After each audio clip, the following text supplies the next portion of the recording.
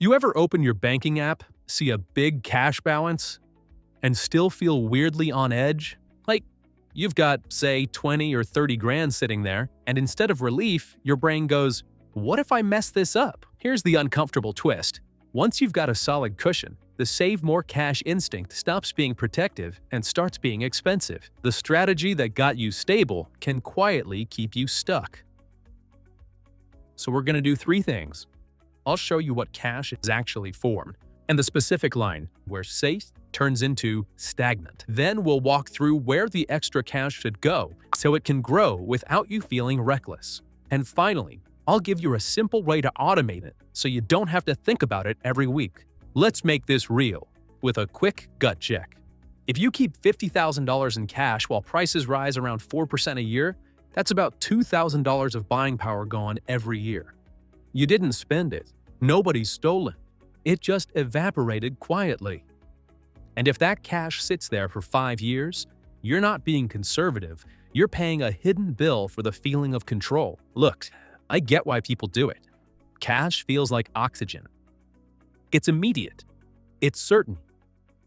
It doesn't swing around and mess with your mood. And if you've ever been broke or had a surprise bill knock you flat, having a fat savings account feels like finally locking the door at night. And I'm not here to talk you out of having cash. I'm here to talk you out of having too much cash for too long. Because at a certain point, the real risk isn't volatility. The real risk is opportunity cost that compounds against you. One of the biggest money traps is thinking safety and growth are opposites. They aren't. They're two different jobs. Cash does one job. Investing does another. If you force cash to do the investing job, you don't get extra safety. You get a slow financial leak. So when people say, I'm playing it safe, I always want to ask, safe from what? Safe from a market dip this year? Or safe from being 45 and realizing your money never really started working? Because once your income covers your life and you've got a real emergency fund, the rules shift. You're not trying to survive anymore. You're trying to build. And building with cash is like trying to run a marathon on a treadmill set to 1 mile per hour. You're moving, but you're not going anywhere. Now, let's define the jobs, because this is where people get sloppy and then wonder why their net worth won't budge. Cash has 3 legit jobs. Job 1 is emergencies. The stuff you can't predict and can't ignore. A job loss, a medical bill, a car that decides to quit on a random Tuesday. Job 2 is near-term spending. Money you'll use soon, on purpose. A down payment, a wedding, a move, a big trip, replacing a roof. If you're going to need it in the next couple years, cash makes sense. Job 3 is sleep. A little extra cash that keeps you from spiraling, so you don't make dumb decisions when the world gets noisy. That's it. Cash isn't there to build wealth. Cash is there to prevent chaos.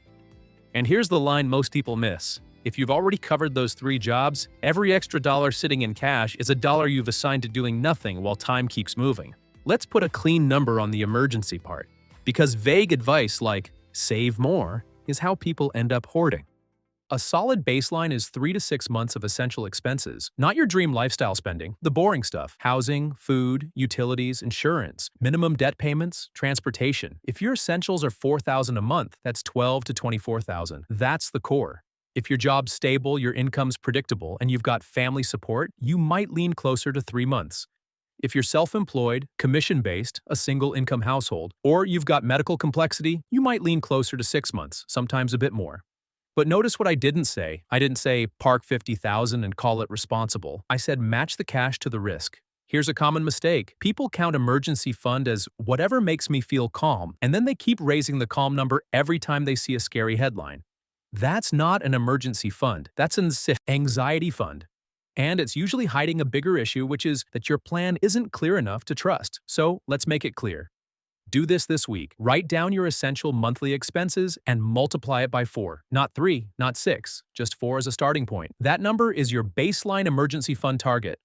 Put it somewhere boring and safe, like a high-yield savings account, and treat it like a fire extinguisher, not an investment. Now let's talk about the near-term spending bucket, because this is where smart people accidentally sabotage themselves. If you're buying a house in the next year or two, cash makes sense. If you're replacing a car soon and you don't want to finance it, cash makes sense. If you're planning a move, starting a business, paying a tuition bill, cash makes sense. But if you don't have a specific near-term purpose and you're still sitting on a giant pile of cash just because you're not being cautious, you're being unassigned, money without an assignment tends to stay stuck. Now here's the part that stings. Most people aren't holding too much cash because they love cash. They're holding too much cash because they're scared of investing wrong. They're scared they'll buy at the top. They're scared they'll pick the wrong thing. They're scared they'll need the money, the market will be down, and they'll feel stupid. Totally normal fears. But the fix isn't hoarding cash. The fix is choosing a simple investment approach that doesn't require you to be a genius. Let's do a reality check with basic math, because this is where the cash feels safe story starts cracking. If you leave $50,000 in cash for 10 years and inflation averages 3%, you lose roughly a quarter of your purchasing power, not a quarter of the number on the screen, a quarter of what it can buy. Meanwhile, if that same $50,000 is invested in a broad stock index strategy and it averages around 7% over long stretches, it can roughly double over a little more than 10 years. Not guaranteed year to year, but historically that's been the ballpark. That gap is the whole game. It's not a small difference, it's a life difference. And the longer you sit in cash, waiting for the right time, the more you're choosing the worst of both worlds. You're exposed to inflation, but you're not getting paid for it. Another common mistake is people treat investing like a one-time bravery test. Like you either go all in today or you're a coward forever.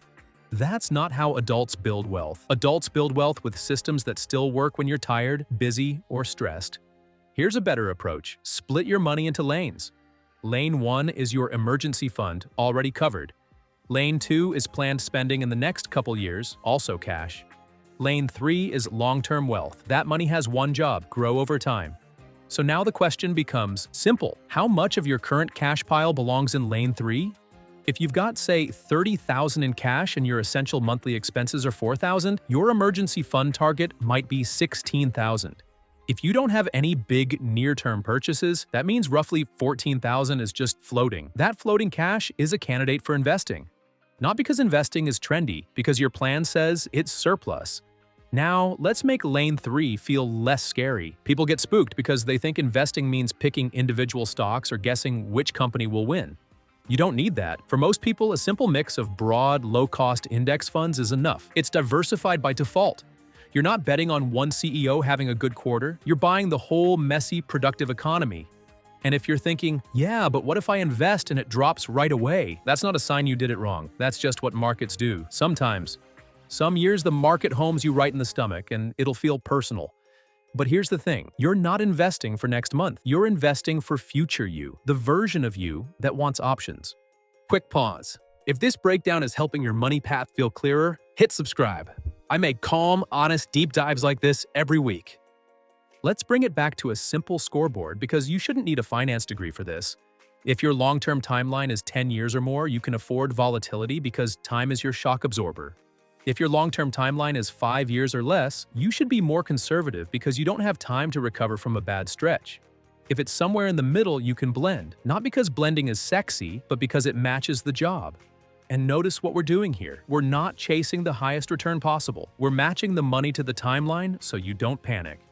That's how you avoid the biggest wealth killer of all, selling at the worst possible time.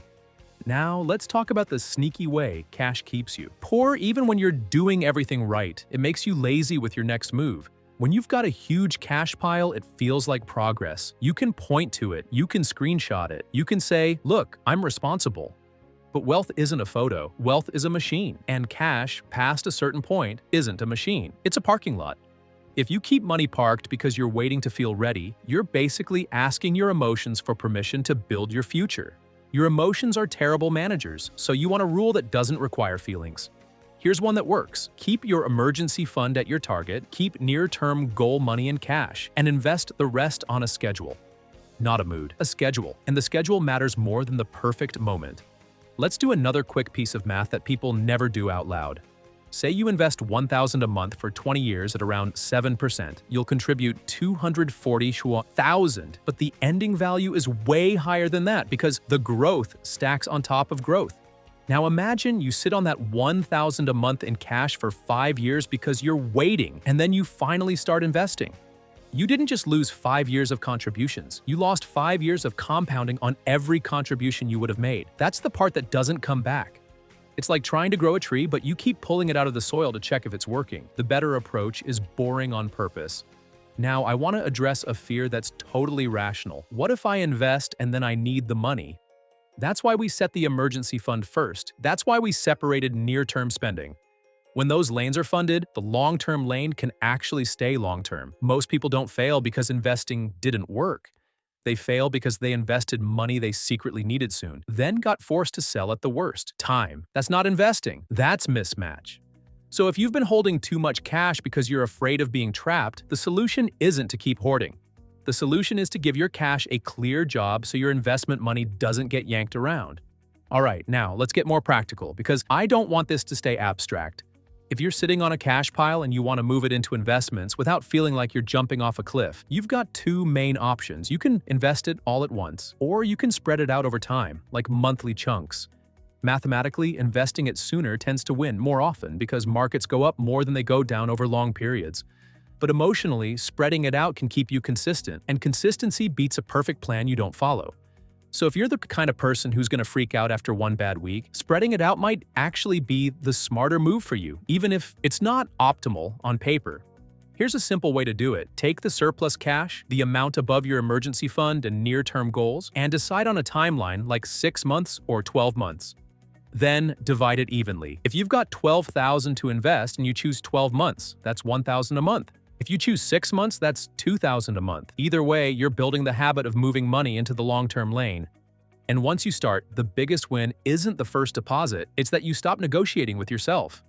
Do this week. Set up an automatic transfer that moves a fixed amount from checking to your investment account every payday. Even if it's $200, make it automatic. You're not trying to impress anybody, you're trying to build a default. Now let's talk about the other cash trap. People keep too much cash because they think a big opportunity is coming. They'll say, I'm waiting for a crash, or I'm waiting for rates to change, or I'm waiting until the election is over. And the problem isn't that opportunities don't exist. The problem is that waiting becomes a personality. Because here's what actually happens in real life. When the crash comes, it doesn't feel like a deal. It feels like the world is ending.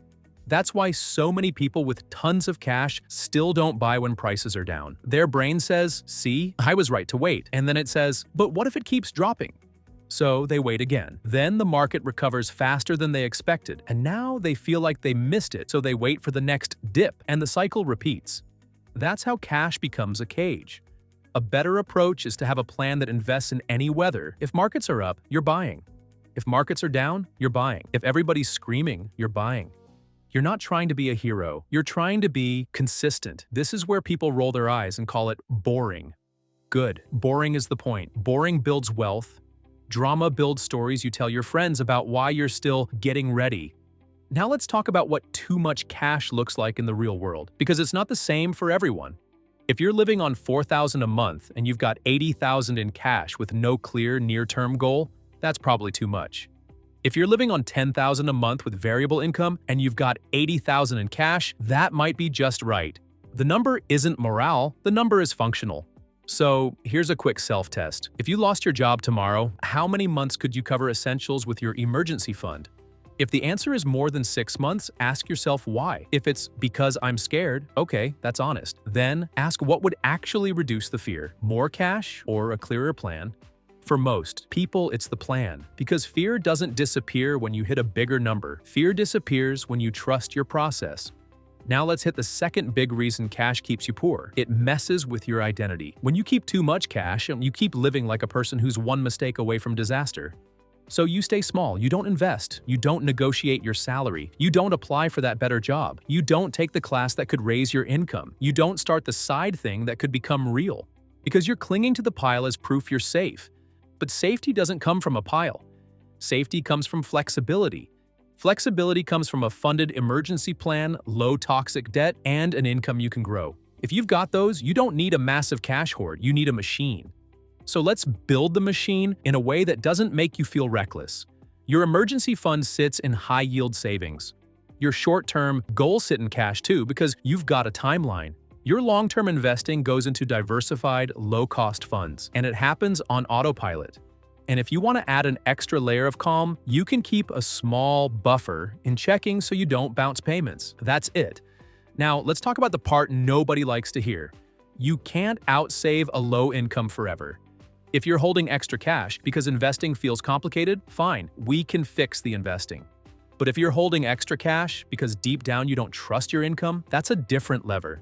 And it matters because the fastest way to feel safer is to improve the income engine, not just the savings bucket. A $5,000 raise with the same lifestyle is worth way more than shaving $5 off groceries. If you save 20% of your income, a $5,000 raise can turn into $1,000 more invested every year without you feeling squeezed. Over 10 years, that's real money. Over 20 years, that's life-changing. And this is where people get stuck. They focus on the cash pile because it's easier than doing the hard thing, which is leveling up their earning power.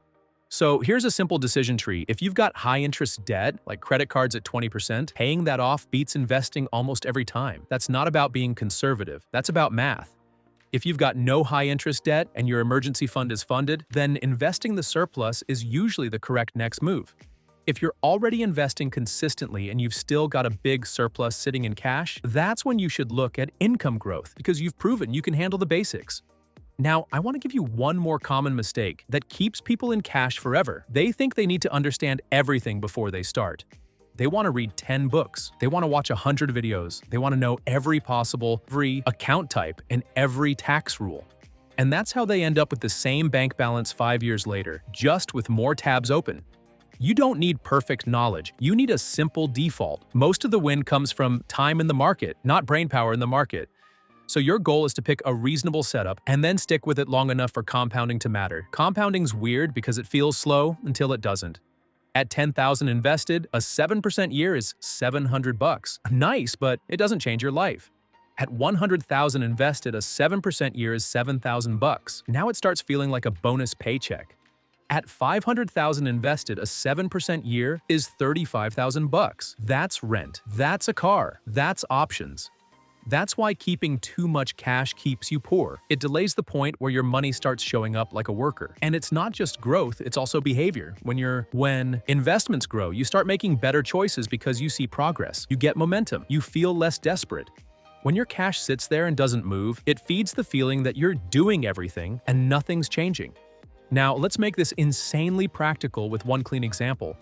Let's say you spend $5,000 a month on essentials and normal life stuff, and you've got $40,000 in cash. A 4-month emergency fund is $20,000. Let's say you've got no big purchases planned in the next year. That means $20,000 is surplus. If you invest that $20,000 over 10 months, that's $2,000 a month. If the market's flat, you still built the habit.